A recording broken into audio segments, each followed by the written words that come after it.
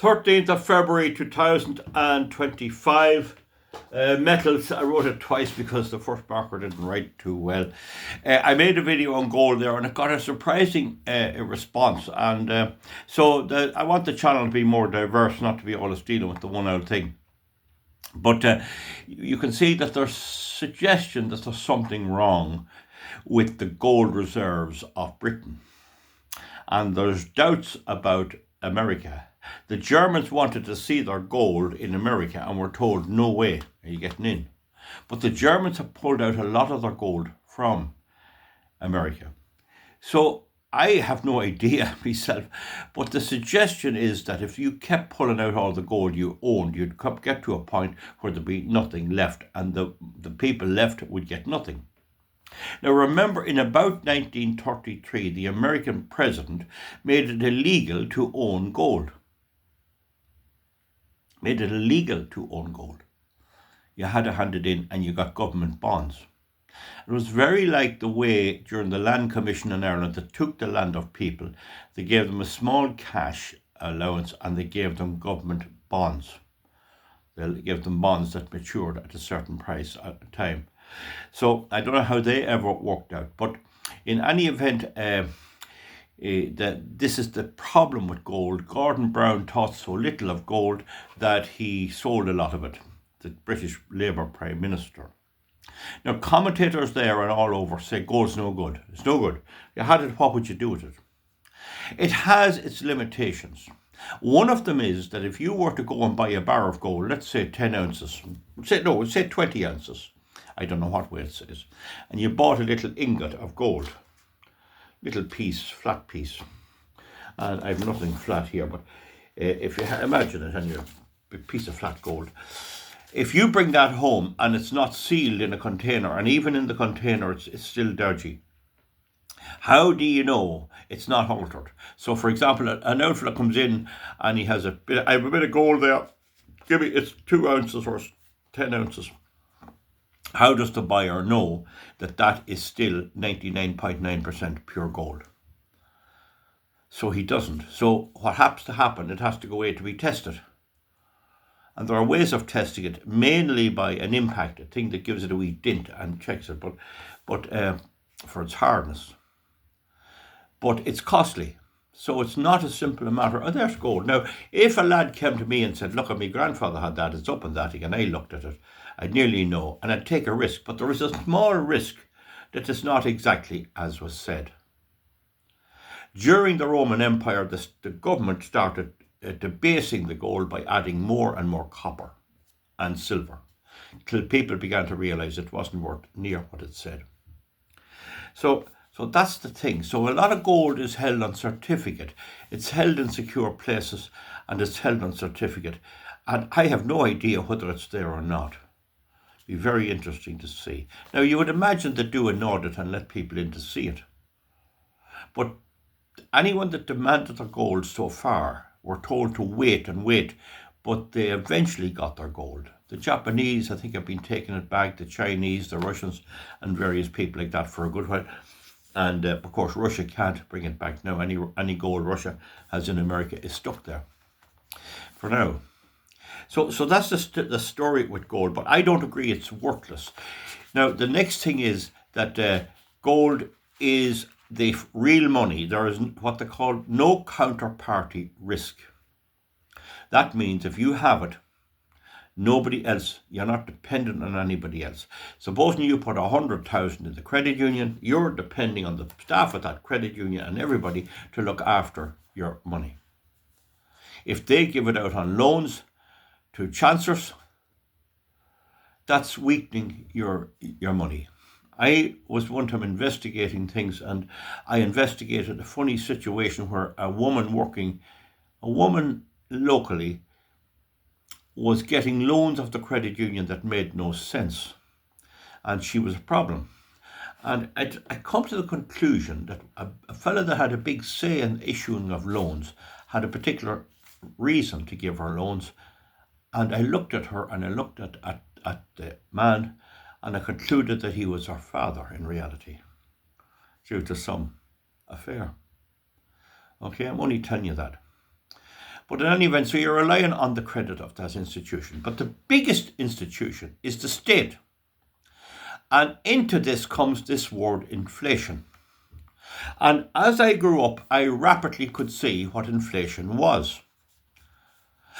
And I and one other man who ever lived have the proper definition of inflation, in my view. But around here, you'd be in the pub at night and be out fishing or hunting or something, and you'd be making hay and you'd be talking about the value of money going down, and they'd be always talking about, oh, prices have gone up, prices have gone up. And then you'll hear them saying, oh, the oil increase has led to an increase in inflation in Britain. It's obvious to me that if the oil goes up, then the way to do it is make people pay for it and cut back on something else. In actual fact, that Hunt fella in England, is he the Treasury Secretary? Is he Jeremy Hunt? He's a man of about 40. He's saying about the British financial problems. I saw him there on Rumble saying that people are going to have to amend their household budget. Well, some neck on him to make a statement like that. But the other man was Professor Milton Friedman. And he used to be on the TV when I was looking at the television. And he and I had the very same description of inflation. The government should only produce money equal to the goods and services and the population of its country. The only way a government should increase the amount of money in circulation is if the goods and services are increasing and the population is increasing based on the demand for those goods and services and the production. If they do that, that's what happened in America. Let's take the year 1800, a low population. 1900, the population went up. The government would have to print more money in order to have more of it in circulation, but then the production would go up as well. But that's not what happens. What happens is they just print it for fun. In 1932, Britain was on a gold standard. They broke that off around then. Don't hold me to the date. But in 1971, Richard Nixon, the breed of one of the border reivers from the borders of Scotland and England, Nixon is border reiver, and he was the American president, and he says, I instructed Secretary Connolly, must be an Irishman, to break the gold standard, which meant that it was at $35 an ounce, which meant that America changed from gold as the backing of its currency to oil, and it made a deal with Saudi Arabia. Are you with me on that? But now, there's nothing. They just print it to get out of a hole. They need money. They need windmills. They need this. They need that. They need a charitable thing. They need USAID. They need to throw their money around them. They have to watch the electorate. If one party doesn't give as much as the other, they'll elect the one that does. And so the money printing press goes rolling. It's nothing more than that. I'm the only one in the world who claimed that, with the exception of the late Milton Friedman, who said the very same. You stop inflation, there's a button on the machine, a green one and a red one, you push the red one and you stop it. That's it. That's all there's to it. People will argue that, oh, it's not that simple. It is that simple in my view. Now, we leave that alone. We don't know what the story is. My job here is to tell you, watch out for this, there's going to be fun. A lot of people are predicting that that idiot in England, Keir Starmer, two-tier Keir, is on the way out. Reform UK are rising, though I always take these right-wing conservative risings as a little less than is said. It's a bit there. He's putting a tax on inheritance for farmers, and that's because the country is broke. It's broke. And indeed, the Conservatives before him didn't improve the thing either. So the green economy will break any country. Once you go down net zero, it's all over. It's only a matter of when, because you can't do it without oil and fuel and gas, even though you think you can. That's a delusion there. Now, the question of these metals and precious metals, I mean, does it have to be metal? Well, diamonds can be a value as well. And they're not a metal, they're a carbon composite, aren't they? Carbon thing. But the thing about metals is, the precious metals, is that gold is scarce enough, but still it's there. Silver is quite scarce as silver's there. Now, one of the applications of these, and it came up in the post, that you have to pay VAT on silver. And I want to explain that to you. I do quite a bit of silver, of joining metals. I either get a stick welder and I go big sparks all over the place, and I weld the metal down, and that's it. You weld steel with steel, and you can weld aluminium with aluminium welding rods, right? But then there's another form of it called brazing, where you join the two parent metals, similar or dissimilar. You join the two, and you stick them together with a fillet of a softer metal that has a lower melting point. You don't have to raise the temperature to the temperature of the parent metal. So if you're welding with an electric welder, you bring the temperature of all the three parts, the rod, the two parts, up to above melting point. And there's a flux on the rod. There's other forms of doing it as well, argon and all that. TIG and MIG. Anyway, you use a fillet. And if you're joining steel, bronze, mostly copper and tin is quite a strong joint. Brass is quite a strong joint. And funny enough, for certain joining of steel, if you knew anyone that has a .22 rifle, the ordinary .22 rifle, they're allowed here on licenses in Ireland, or any old range that do it, whether it's Mornview or Cortlock, they'll give you a few because they'll be shooting them there. The ones without the silver plating on them, without the chrome, if you tin them out, they will join metal. They will melt and join, make a very strong joint for steel. The problem with brass is if you heat it too much, the zinc can evaporate. It can burn and evaporate, and that's toxic, but it also weakens the joint. Now, there's a skill. You can melt brass. When I'm making my own silver solder, sometimes I have to make it. And the reason I have to make it is there used to be cadmium mixed with the silver solder, which was an excellent flowing agent. It went by capillary action. Certain brazing compounds, brazing is above 830 degrees, such as brass, will just join the metal. They won't really flow by capillary action. So if you have two pieces like that, they'll join it here and they'll join it there, and it's quite strong. But with silver soldering, when you go below 820 degrees or 30 degrees and you start using zinc, cadmium and tin to a lesser extent, if you have the two pieces like that and you melt a wee fillet here, it'll run up. It'll run up by capillary action. And that is an excellent joint. In certain applications, that is highly important. Now, you can buy the silver solder at the moment that'll do that for you reasonably good. But they ban the cadmium because it's toxic. Now, to this day, certain gold jewellery and certain gold contains cadmium. And there are people wearing rings on their fingers which have cadmium, and I would not have any cadmium about me. And so the EU banned it because children could be licking it, or that, and it's on people's fingers. So I have no problem with them putting a warning on it, but the likes of me should be able to buy it that knows what I'm doing. So what I do is I get the copper and I melt it down and let it cool a bit, and I add the zinc because the zinc will boil off, and I add a little bit of cadmium to it and maybe a little bit of tin, depending on what I want it for. Trial and error, and I make a note of my various things. I do that on a hot day outside. I have a little ingot mould, a little aluminium mould that I just spill it into, or a little hole down through it here. You have two pieces and you drill down here, you see, and then when you take them apart, you have a little long thing like the insert of a biro pen. So I melt them, being very careful with a mask on me. I make sure there's a nice little breeze. I pick the right day, and I use an old block of wood that I won't be handling, and I melt my mix. And the way I do it is I melt the copper and then I add the other ingredients as it cools. If you have it very hot and you add the zinc will burn. So you gotta keep testing it. The minute you get to the right temperature, give it a wee run of the torch and drop on your zinc and get the zinc content down to the right amount. Usually 65%. I'll leave the mix alone. That's copper based.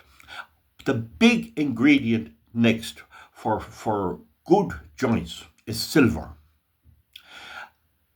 You can get 9% silver, you can get 40% and 65%.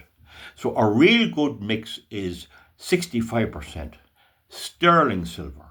Sterling silver is 92% silver and 8% copper. It's very hard to get cutlery now. I had a few spoons. I picked them up at the marts. You'd see me going around the marts, like Clougher Mart or other marts.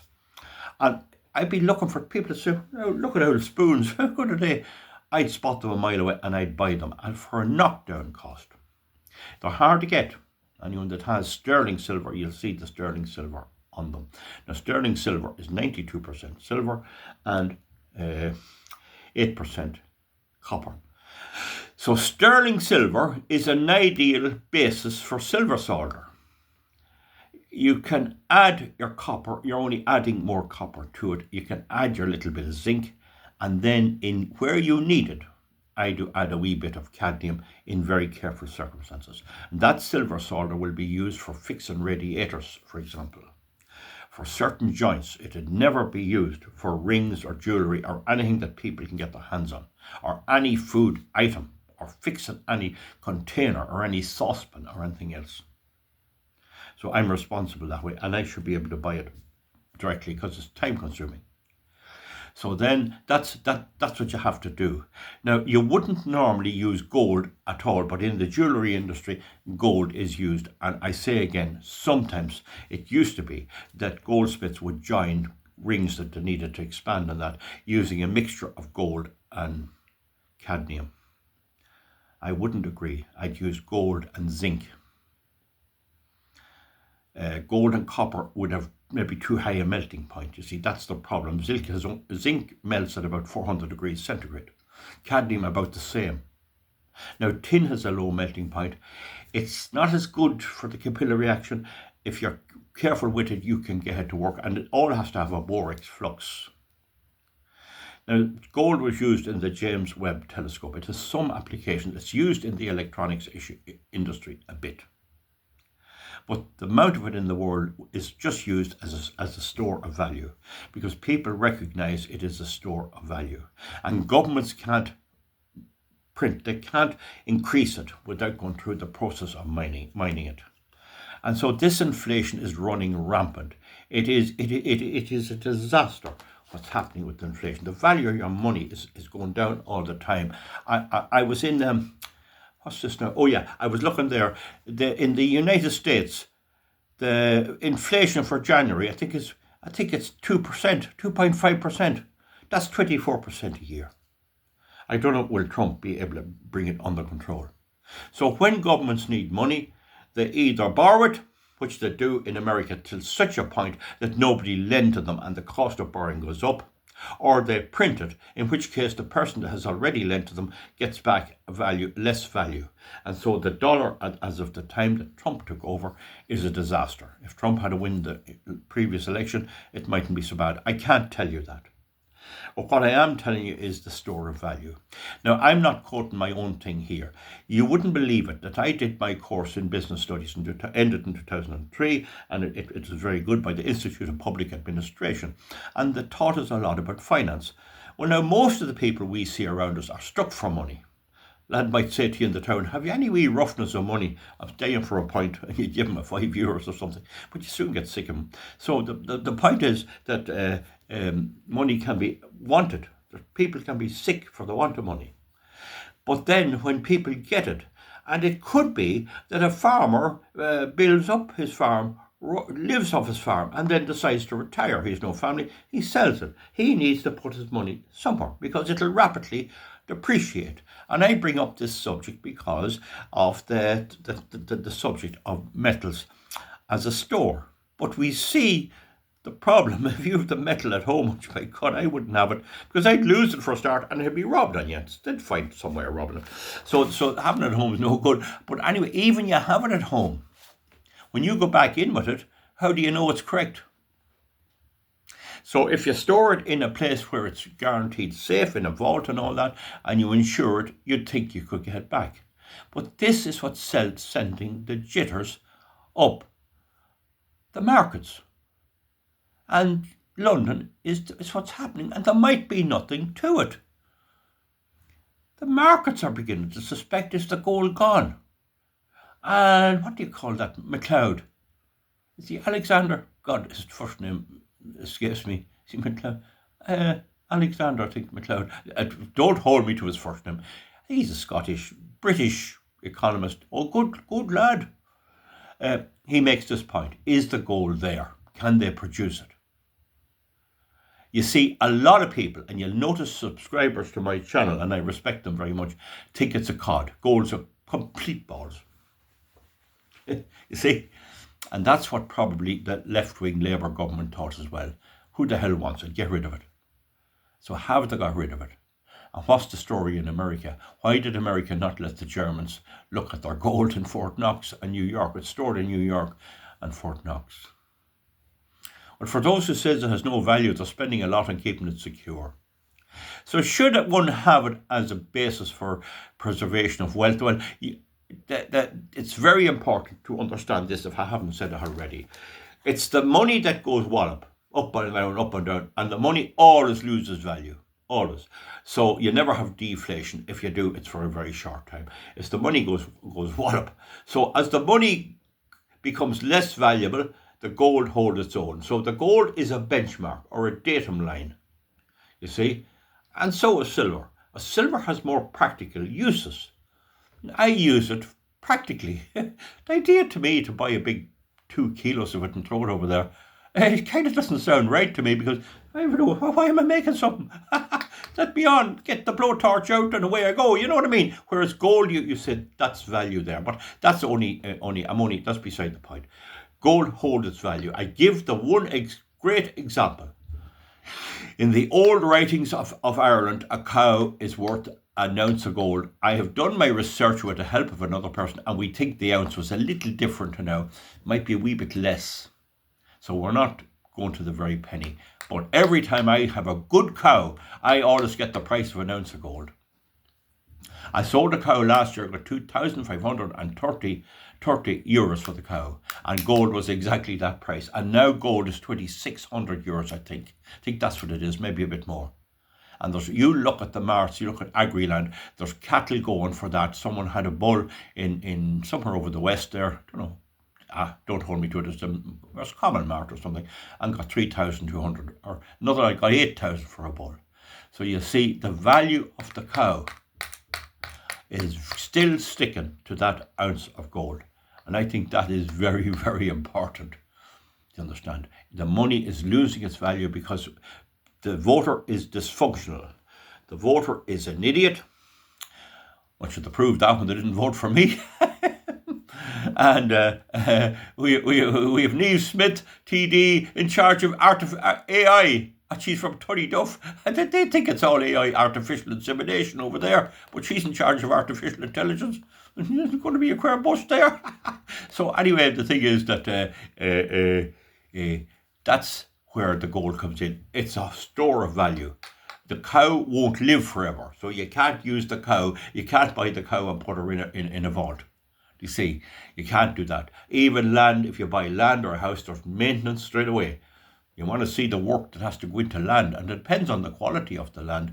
But even if it's average land, you have to spend on it, and you have to work on it.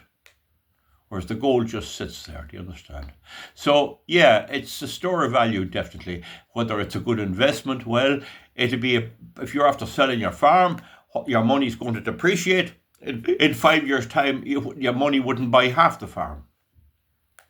If you wait a couple of years and you want to buy a house with the money from your farm, you can't. So storing it in gold might be the way. But again, that's what they told us on the course. There's no easy way to store your money.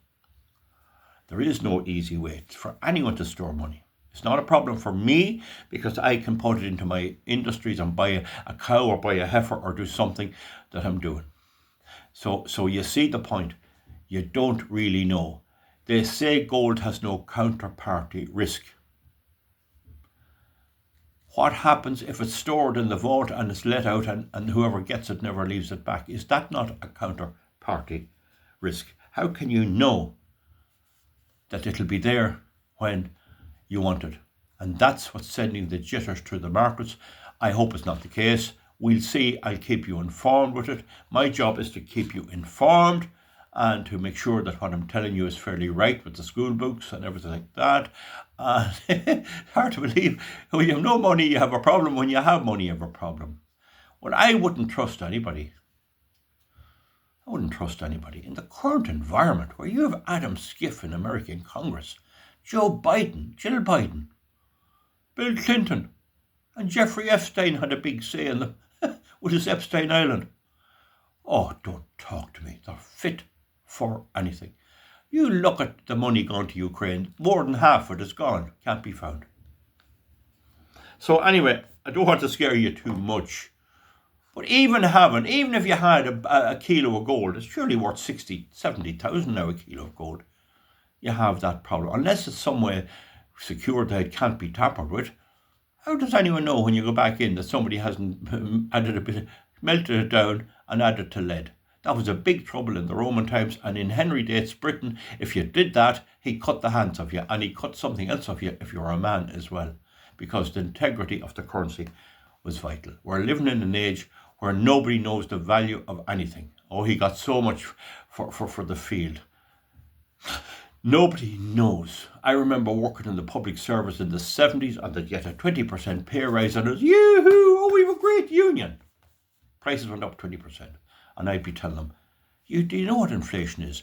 They didn't have a clue. They thought it was when you blow up the wheel of a bicycle or a balloon.